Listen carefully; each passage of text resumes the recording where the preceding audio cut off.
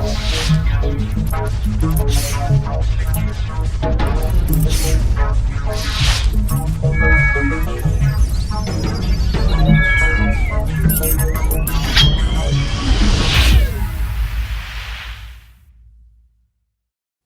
vamos lá. Nossa aula de hoje eu vou falar um pouco sobre esse osso que fica na parte lateral do crânio, que é o osso temporal. É um osso pequeno, né, mas um osso muito importante.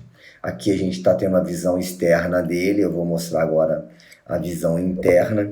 E anatomicamente esse osso ele se divide em 3 partes, que é a sua parte escamosa, a sua parte petrosa e a sua parte aqui por dentro, ó, a parte timpânica.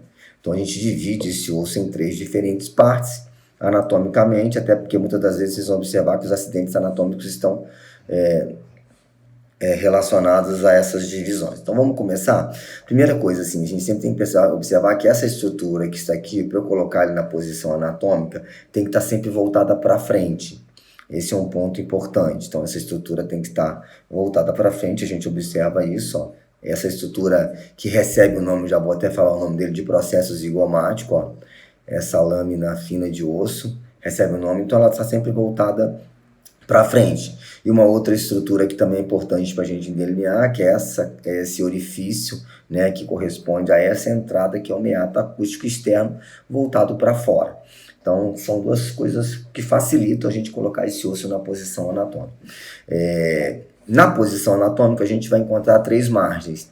A margem escamosa, que é essa daqui, ó, margem escamosa dele, certo? Uma pequena margem occipital, logo aqui atrás, e aqui na frente uma margem esfenoidal, né? Quando esse osso se articula com o osso esfenoide, ó. Tá aqui, ó, uma face esfenoidal, fácil da gente conseguir identificar, certo? Então, toda essa região forma a chamada de face escamosa, tá? Face escamosa, tanto na parte de fora quanto na parte de dentro. Porém, na parte de dentro, na face escamosa, nós temos a fossa cerebral, ó. Aqui eu tenho a face escamosa, né? Na face escamosa, a fossa cerebral, que está aqui correspondente logo à parte do osso temporal que protege a parte lateral do nosso encéfalo, do nosso cérebro. Então, está aqui a face escamosa, também fácil da gente identificar. Eu vou colocando alguns acidentes do lado de fora, pelo lado de parte externa, parte interna, para facilitar o estudo, ó.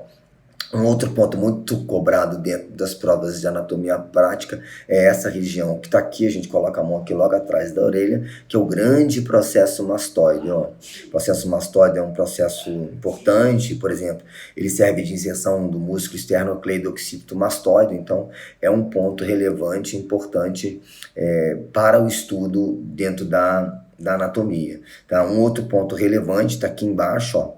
A gente vai observar uma pequena fossa, e essa fossa ela recebe a cabeça da mandíbula, por isso que ela forma uma fossa articular, uma face articular, ou face articular para articulação temporomandibular, né? Ou face temporomandibular. É uma face articular importantíssima para receber a cabeça da mandíbula. Então é um acidente anatômico também muito cobrado nas práticas de anatomia. E aí a gente já vê aqui, ó, uma pequena ponta de osso, uma pequena lâmina inferior que recebe o nome de processo estiloide, ó.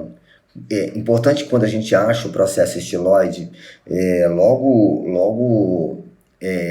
achei o processo estiloide, vocês vão observar que posteriormente ao processo estiloide tem um pequeno forame, ó, que é o forame estilomastoide.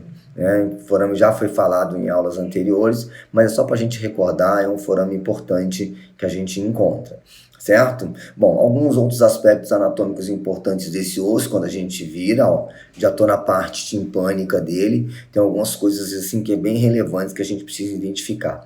Quando eu acho o processo mastoide, ó, eu vou virar um pouquinho aqui, ó, logo abaixo a gente encontra um foramezinho, certo?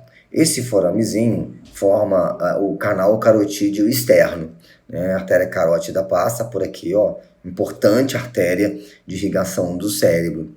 Então a gente acha o canal carotídeo externo e aqui por dentro o canal carotídeo interno, ó. São os dois canais carotídeos importantes, né? Uma artéria importante de irrigação do encéfalo. Então aqui tem esses dois canais passando por esse osso e lógico, se eu tenho meato acústico externo, a gente também vai encontrar a saída do meato acústico interno.